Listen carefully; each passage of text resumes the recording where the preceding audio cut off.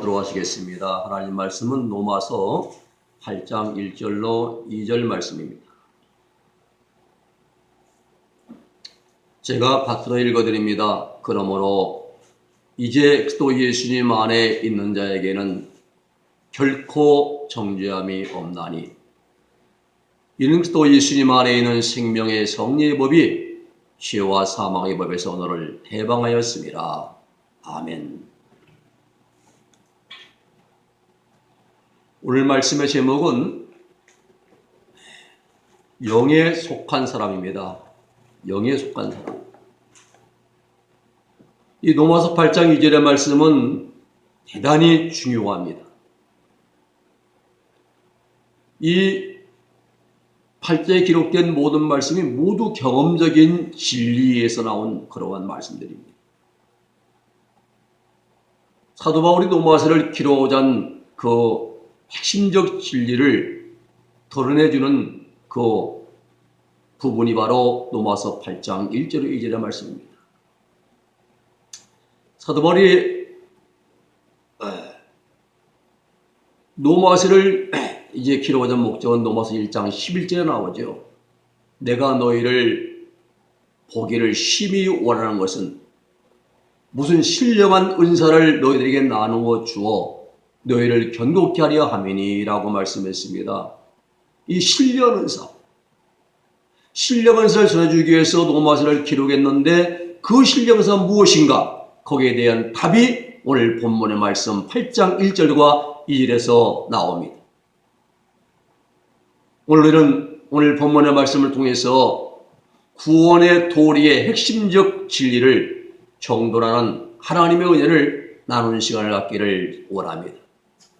첫째로 우리는 먼저 로마서 8장을 바르게 보는 그러한 눈을 가져야 됩니다.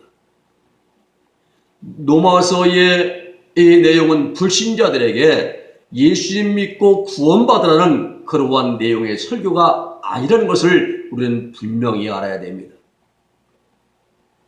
로마서는 불신자 상대로 쓴 책이 아닙니다. 로마서를 받아 읽어야 할 이제 대상은 로마에 있는 구원받은 성도란 사실입니다. 이미 예수님 믿은 자들입니다. 믿고 구원받은 자들입니다. 그들에게 전하는 편지의 내용이지 불신자에게 예수님이 구원받으라 이러한 책이 아니라 이 말입니다. 그러므로 이신칭의 믿음으로 이제 의롭게 되는 것이라고 말한다면 잘못된 그러한 해석입니다. 로마서는 제대로 해석할 수가 없습니다.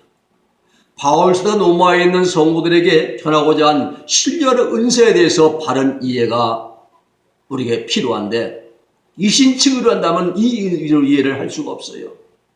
이미 믿고 구원받은 자들에게 신령한 은사를 전해주고자 이 책을 썼는데 불신자들이 한다면 이해가 안 되는 것입니다.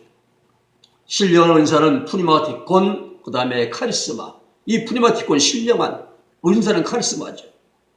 병 고치는 은사, 신유의 은사, 귀주는 은사, 방언, 통변, 예언, 영분별, 지식의 은사, 이러한 성례의 은사를 가리키는 것이 아니라 이 말입니다. 신령한 은사는 방언이나 통변이나 예언이나 지식이나 아니면 병 고치는 은사, 또 귀주는 것이나 모든 것은 이런 은사들은 성도들이 하나님을 섬기는 일을 위해서, 사역을 위해서 거저주시는 도구들입니다. 이에 비해서 신령한 은사는 이런 은사가 아니라 우리의 구원과 관련된 하나님의 은사라는 사실입니다. 방언, 통변은 남을 섬기라고 이런 거예요. 유익하게 하려고. 예언, 또 영분별, 이 모든 것은 다른 사람 유익하게 해주려고 은사 주셨는데 반해서 신령한 은사는 우리의 구원과 관련된 하나님의 은사라는 사실. 이것은 모든 죄 문제 해결에 있어서 핵심적인 경험입니다. 쉽게 말하면 로마 7장의 고민을 해결하는 것입니다. 성도들이 모든 죄 문제 해결, 즉 죄에서 해방되는 경험은 하나님께 주시는 은총이라는 사실을 강조한 것이 로마서 8장 사도 바울이 전하는 신령한 은사라는 사실이죠.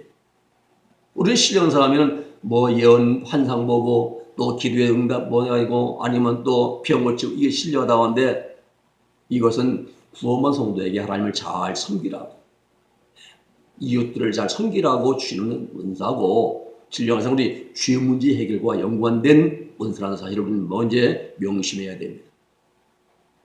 사도 바울이 로마서를 기록한 목적은 이미 믿고 구원받은 성도들에게 신령한 은사가 반드시 필요함을 강조하고자 한 것입니다.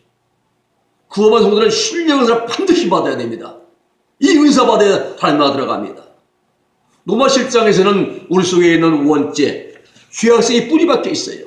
그래서 그것으로 인해서 우리가 원치 않게 사람은 범죄할 수밖에 없다라고 말한 것이 로마 7장입니다. 구원은 이 죄악성 문제가 해결되는 것을 초점으로 함을 가르쳐 줍니다. 여러분, 구원이라는 것은 죄 문제가 완전히 해결된 자, 이게 바로 진정한 구원입니다.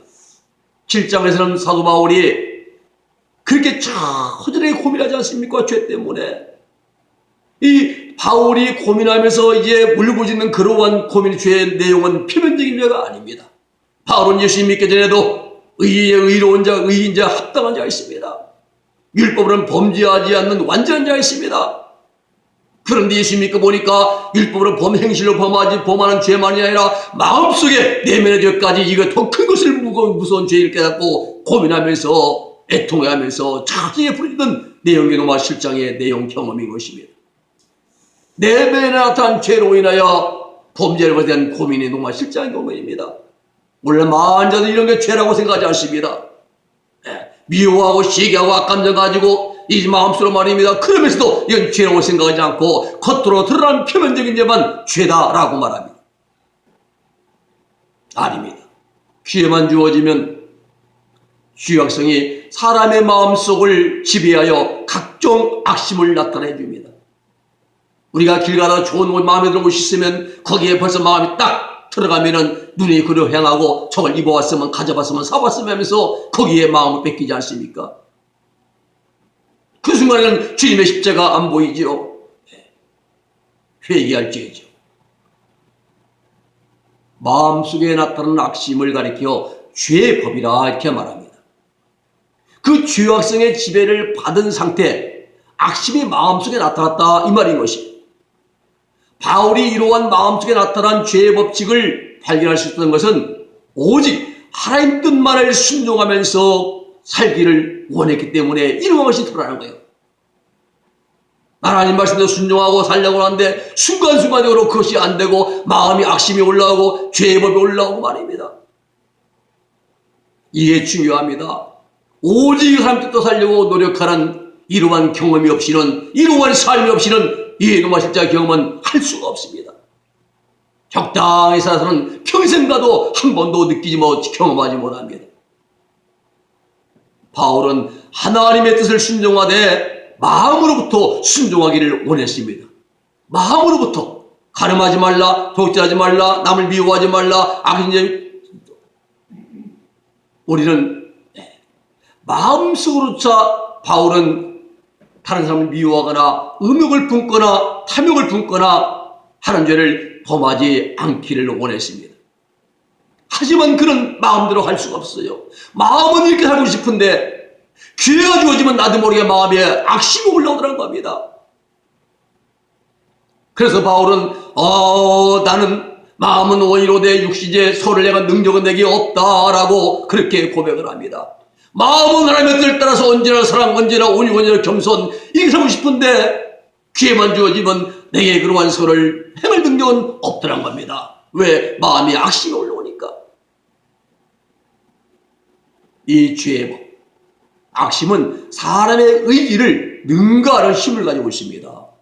벌써 내 마음에 어떤 생각이 들어오면은 틈틈은 나를, 내 의지를 지배해버립니다. 통제해버립니다. 사도 바울이 아무리 마음속으로 악심 품지 않으려고 해도 상관이 없이 기회만 오면, 닥치면 마음에 악심이 나타나는 거예요. 바울은 마음속에 죄의 법이 나타날 때마다 철저히 회개했습니다. 철저히 자신을 성찰하며 회개 생활하던 중 바울은 죄의 법이 자신의 마음속에 나타나는 원인을 발견했습니다. 그것은 바로 자기 자신 속에 죄의 뿌리가 박혀 있었기 때문입니다. 죄악성이 뿌리박혀 있는 한 사도 바울은 도무지 죄의 법에서 벗어날 수가 없었어요. 그래서 바울은 사도를 바울서를 한탄했습니다. 절규했습니다. 로마서 24절의 말씀에 오라 나는 곤고한 사람이로다. 누가 나를 이 사망의 몸에서 누가 나를 건져내려 하면서 절규했습니다. 사도 바울이 심하게 말입니다. 고민한 이유가 뭡니까? 도저히 자신의 인간의 힘과 노력으로는 마음속에 나타난 죄 문제를 해결할 수가 없고 죄악성을 정복할 수가 없었기 때문입니다. 그리고 마음속으로 범한 죄로 인해서도 하나님의 심판을 받아서 멸망하기 때문인 것입니다. 여러분, 행실로 범한 죄는 말할 것도 없거니와 행실로 범한 죄는 지옥 사망의 형벌을 받게 되죠. 사실 더 중요한 것은 사람에게 날 때부터 뿌리박혀 있는 죄악성 그 자체만으로도 사람은 이미 멸망할 것이 확정되어 있다는 사실이에요. 이것이 곧 완전 타락이고 전적 부패고 이러한 완전 타락하고 전적 부패한 인간의 상태인 것입니다. 날 때부터 우리 멸망 지옥 백성입니다.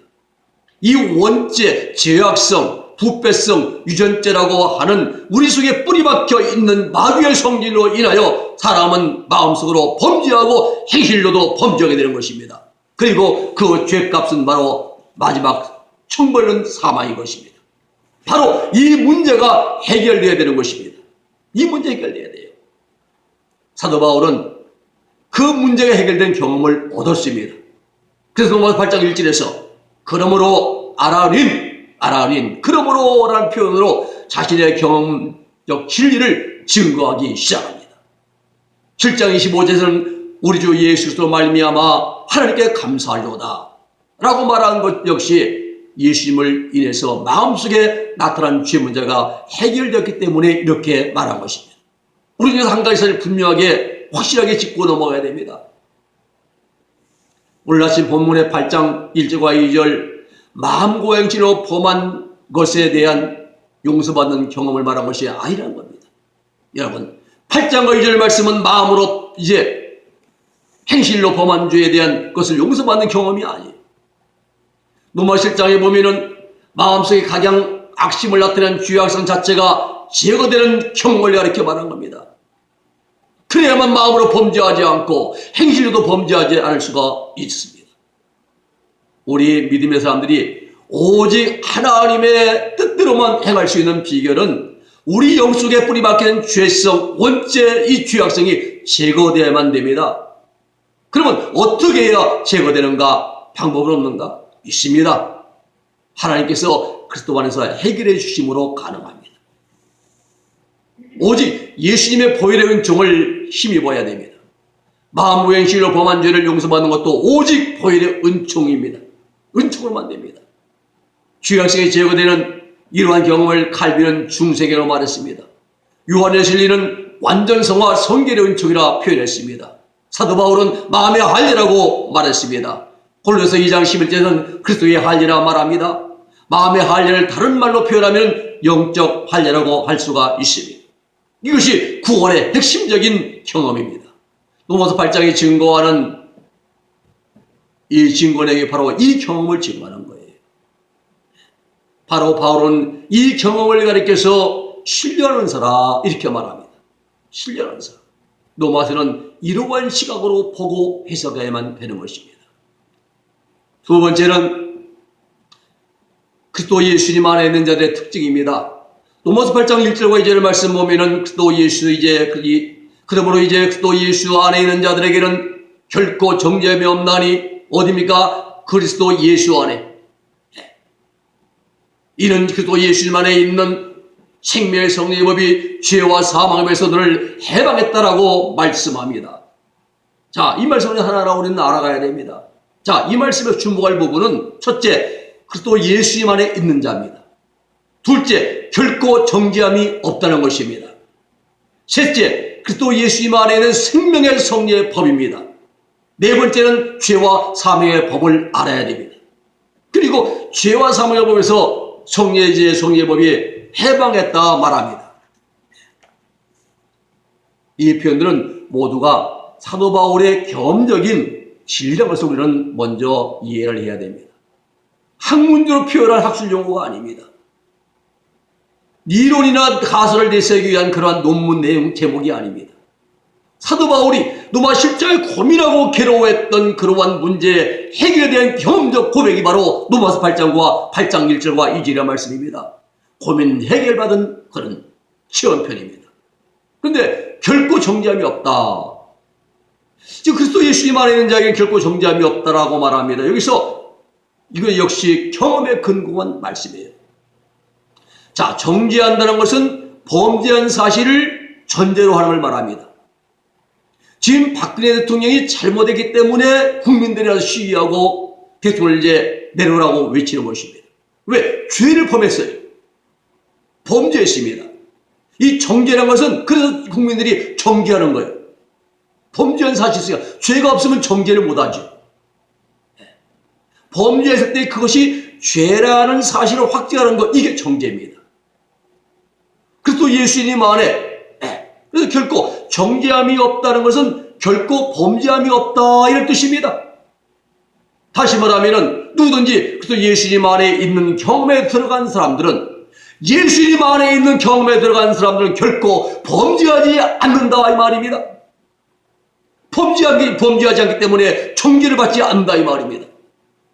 주의할 점은 결코 정죄함이 없다는 이 말을 갖다가 가지고 믿음으로 회개해서 용서받은 경험을 가리켜 말하는 걸 착각하면 안 됩니다. 우리가 죄를 지으면 회개하지요. 하나님 용서해 주십니다. 그러면 정죄함이 없다? 아닙니다.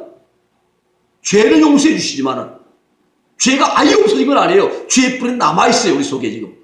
남아있어요. 회개한 건 가지만 쳐낸 겁니다. 회개해서 용서받는 경험은 이미 범죄한 사실과 그것에 근거해서 이제 회개하고 그리고 용서받는 거죠. 정죄받은 행실, 죄진 경험이 있어서 회개하고 믿음으로 용서받는 경험은 로마서 7장에 해당됩니다. 결코 정죄함이 없다는 말은 이런 말이 아닙니다. 그래서 예수님 안에 있는 자들은 실제 조금도 범죄하지 않기 때문에 예수님 안에 들어간 자들은 결코 조금도 범죄하지 않는 능력을 확보한 성도들이기 때문에 그러므로 그도 예수님 안에 있는 자들은 현재 정죄함이 없다 하면 중요한 것은 그도 예수님 안에 있는 경험이 중요합니다. 여러분 우리가 예수님 안에 있습니까? 오늘 내가 예수님 안에 있다고 한다면 나는 범죄하지 않습니다. 정죄함만 안 맞습니다. 왜? 죄를 안 지으니까요. 우리는 예수님 안에 있는 것이 아니라 아직 밖에 있죠.